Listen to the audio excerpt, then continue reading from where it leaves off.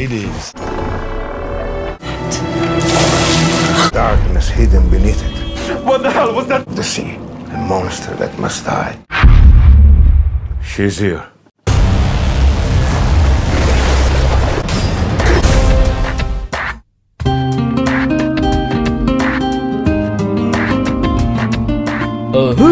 Oke geng, gimana kabar kalian hari ini?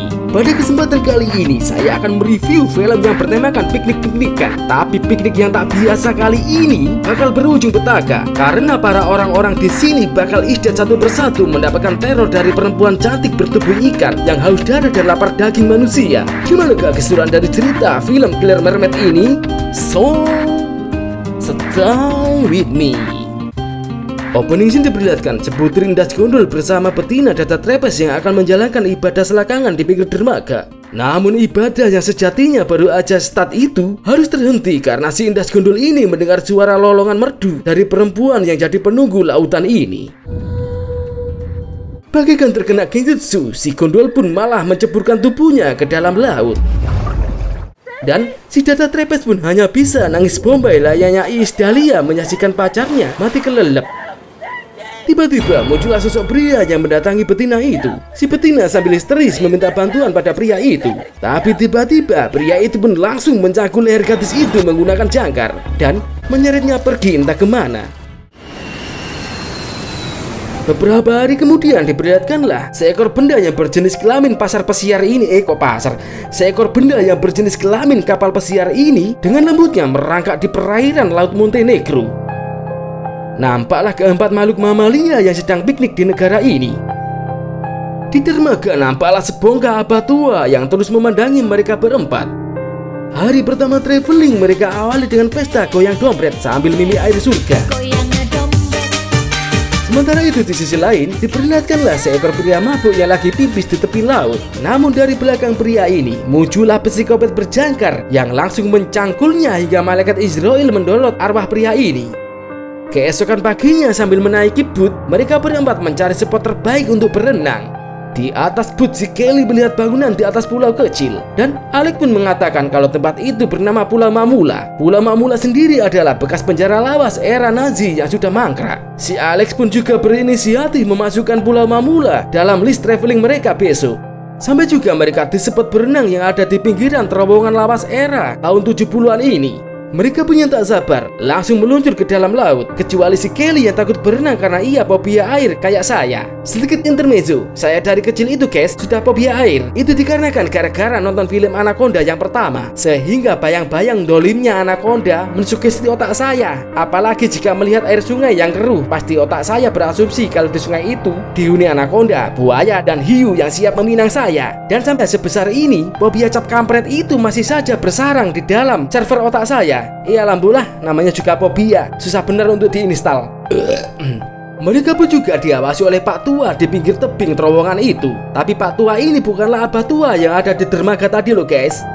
Dari dalam air kakinya Lucy serasa ada yang mentowel. Sontak dia yang ketakutan langsung naik ke boot. Dan tiba-tiba ternyata belagu pentowelan tadi adalah seekor pria lokal yang sedang berburu ikan di tempat ini. Pria yang bernama Bobby ini lantas berkenalan dengan mereka. Setelah itu dia cabut begitu saja. Skip cerita, ditemani si Bobby mereka berempat berencana akan melanjutkan travelingnya ke Pulau Mamula besok sore. Dan si Bobby akan menjadi tour guide-nya. Si abah tua yang menguping pembicaraan mereka lantas melarang mereka untuk pergi ke tempat itu, sebab pulau itu sangat berbahaya karena ada sesuatu yang haus darah lapar daging sedang menunggu di sana. Siapa juga menceritakan kalau dulunya dirinya bersama 6 krunya pernah dibantai sosok makhluk yang bernama Skyla. Makhluk itu pun memakan krunya mentah-mentah dan hanya menyisakan si abah saja yang selamat. Sebenarnya si abah terpaksa kembali ke tempat yang pernah menjadi kenangan buru ini dikarenakan dia sedang mencari putrinya yang traveling di tempat ini dan tak pulang-pulang. Si abah juga menyebarkan selebaran foto putrinya ke setiap orang. Dan ternyata guys, gadis itu adalah si betina dada trepes yang goit dicangkul jangkar oleh psikopat di awal film tadi. Seperti halnya kebanyakan anak muda, mereka yang dilarang pergi malah terasa tertantang untuk mengunjungi pulau berbahaya ini. Mereka pun menyusuri sudut demi sudut bangunan bersejarah kuno ini. Langkah mereka pun terhenti Tatkala mereka bertemu dengan pria tua yang pernah mengawasi mereka saat berenang di tepi terowongan, mereka pun memperhatikan gerak-gerik aneh pria ini. Alangkah terkejutnya mereka saat melihat cairan darah potongan tubuh manusia yang dituangkan pria itu dalam sumur tua ini. Mereka yang sebenarnya cemas dan panik malah penasaran dengan isi sumur misterius itu. Kelly pun memotret lubang dalam sumur dan dirinya sempat terherman-herman kenapa ada perempuan cantik yang sedang mandi di dalam sumur. Pak tua yang mengetahui kalau ada penyusup lantas memberikan tembakan peringatan. Kelly yang terkaget, HP-nya malah jatuh dan mereka kabur ke arah perahunya. Tapi kampretnya perahu itu malah sudah kempes karena dibedil Pak tua tadi. Sehingga mereka pun balik lagi ke dalam bangunan itu. Mereka semua kini jadi bahan buruan Pak tua ini. Kelima pemuda ini berpencar menghindari psikopet ini. Saat Kelly dan Alex sedang menyusuri lorong bawah tanah bangunan ini, secara samar-samar si Alex mendengar nyanyian merdu dari seekor wanita. Dan anehnya suara itu hanya didengar si Alex saja, sedangkan si Kelly tak mendengar apa-apa.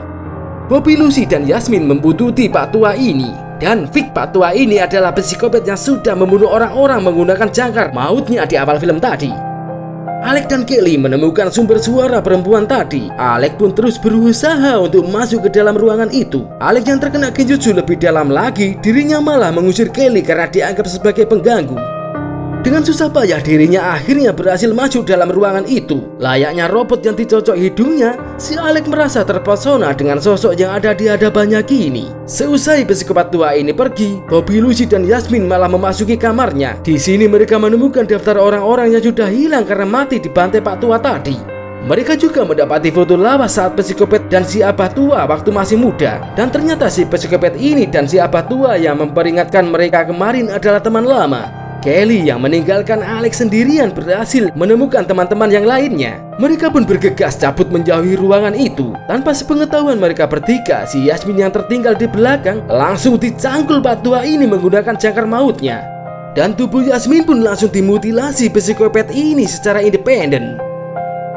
Mereka bertiga kebingungan dan mencari di mana Yasmin kini berada. Namun tiba-tiba mereka hanya bisa pelongo-pelongo saja melihat kepala Yasmin yang dilemparkan psikopat itu ke arah mereka. Si Bobby menyuruh kedua betina ini untuk mencari senjata di kamar yang tadi.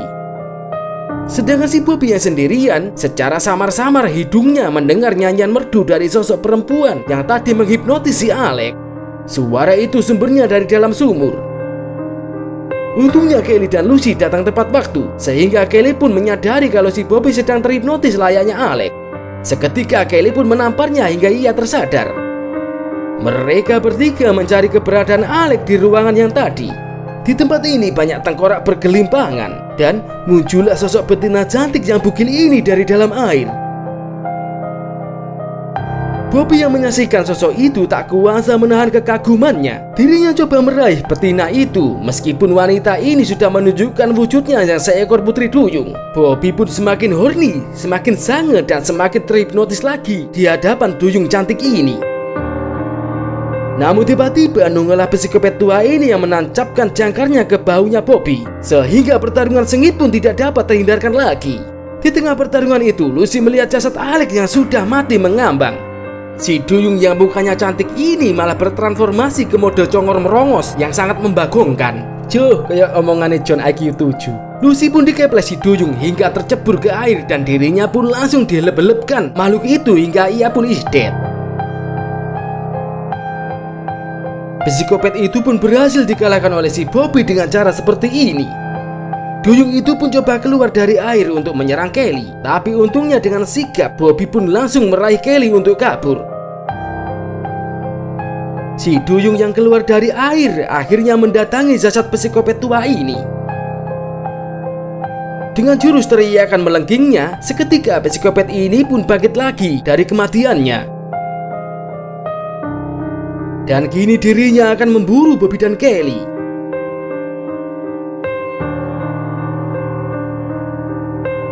Oh ya guys, kata orang-orang channel saya ini nggak bisa di-like and di-subscribe. Kalau nggak percaya sih, coba aja cotos logo like and subscribe-nya channel ini. Tapi kata Lik Paimo, dia berhasil menge-like and subscribe channel ini. Dan ajaibnya, keesokan harinya Lik Paimo tiba-tiba nemu uang sekepok di halaman rumahnya. Dan sampai sekarang Lik Paimo selalu diteror rezeki yang tiada henti menghantui hari-harinya. Coba aja kalian cotos logo like and subscribe channel ini, siapa tahu berhasil dan mendapatkan teror keberuntungan sepanjang hari kayak nasib Lik Paimo.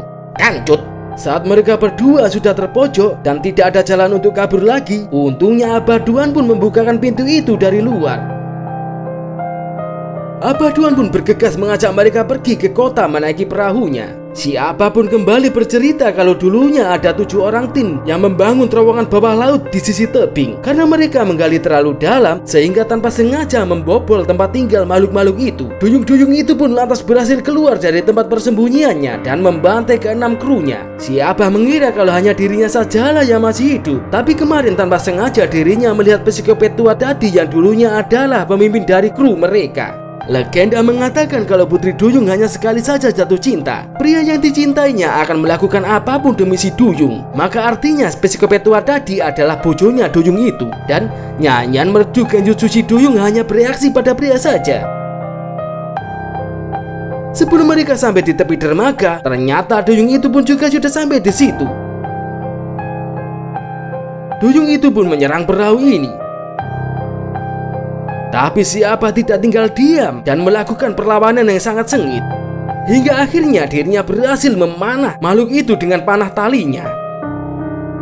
Duyung itu pun coba mengejar Kelly yang coba mengkaitkan tali kapal ini ke dermaga. Tapi untungnya si Duyung malah gagal menangkap si Kelly.